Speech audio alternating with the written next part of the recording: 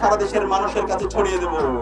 এই এক খুনি হাসিনা এবং তার দোসররা নিষিদ্ধ ঘোষিত ছাত্রলীগ, যুবলীগ এবং আওয়ামী লীগ তাদের বিরুদ্ধে তাদেরকে জামিনের জন্য যে সমস্ত আইনজীবীরা কাজ করবে, অপরাধীদেরকে দায় মুক্তি দেওয়ার জন্য যারাই কাজ করবে, তাদের বিরুদ্ধে আমাদের অবস্থান জারি থাকবে, তাদের বিরুদ্ধে আমাদের প্রতিবাদ প্রতিরোধ জারি থাকবে।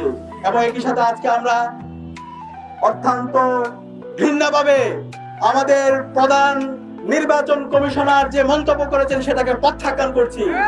প্রধান নির্বাচন কমিশনার তিনি আজকে বলেছেন আমাদের যে জুলাইয়ের সহযোদ্ধা শরীফ ওসমান হাদি ভাইয়ের উপর সন্ত্রাসীরা যে গুলি করেছে সেটা নাকি একটি বিচ্ছিন্ন ঘটনা।